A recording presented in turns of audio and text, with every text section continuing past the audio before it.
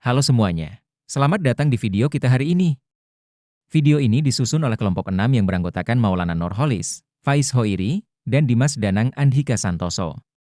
Di sini kami akan membahas secara lengkap tentang teknologi fiber optik atau serat optik, dari mulai bentuk fisik kabelnya, susunan komponen di dalamnya, jenis konektor, hingga berbagai alat yang kita butuhkan dalam pekerjaan fiber optik. Pertama, mari kita lihat bentuk fisik dari kabel fiber optik. Kabel ini memiliki struktur yang lebih kompleks dibandingkan kabel tembaga biasa. Fiber optik terdiri dari 3 lapisan utama. Core, ini adalah bagian paling dalam yang berfungsi membawa sinyal cahaya. Ukuran core bisa sangat kecil, umumnya antara Agustus 10 mikrometer untuk single mode fiber dan 50 mikrometer atau lebih untuk multimode fiber. Cladding, lapisan yang melapisi core, yang memiliki indeks bias lebih rendah sehingga cahaya yang dipancarkan dalam core tetap berada di dalam core. Struktur ini memungkinkan sinar cahaya tetap berjalan tanpa kehilangan sinyal.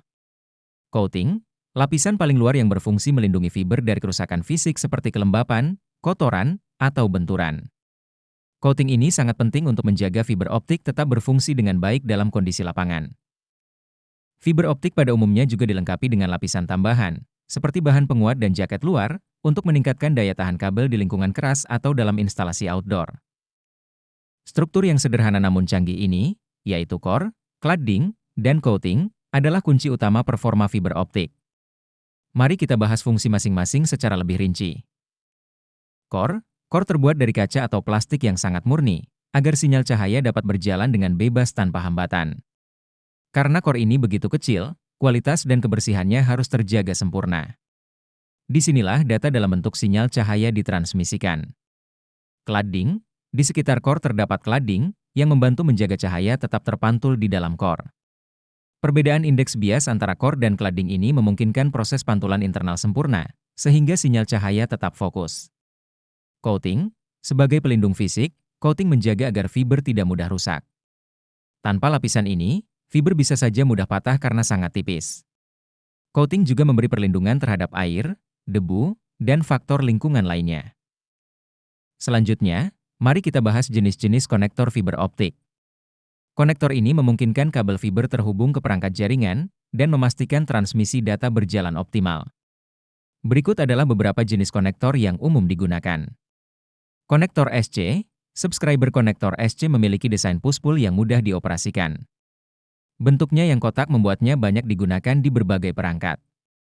Konektor LC, Lucene konektor LC lebih kecil dari SC, sehingga ideal untuk aplikasi dengan densitas tinggi, misalnya di pusat data.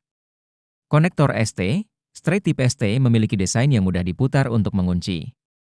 Konektor ini sering digunakan di aplikasi jaringan yang lebih lama.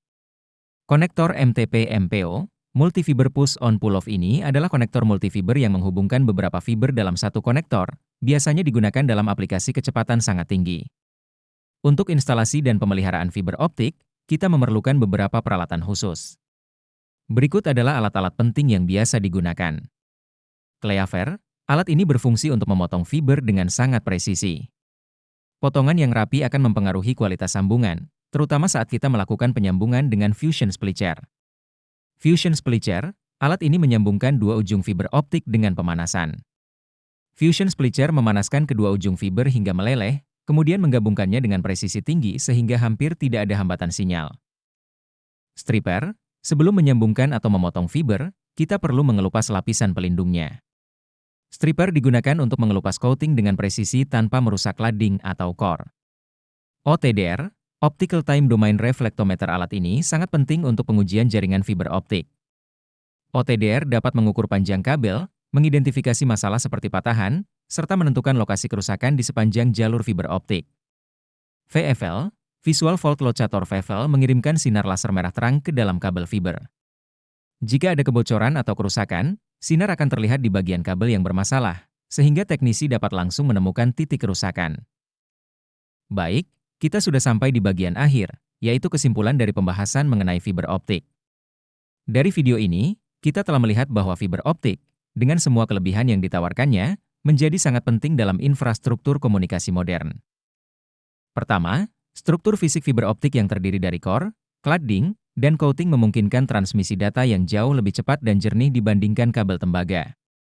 Teknologi ini mendukung komunikasi berkecepatan tinggi tanpa harus mengalami gangguan atau noise yang sering kita temui pada kabel konvensional.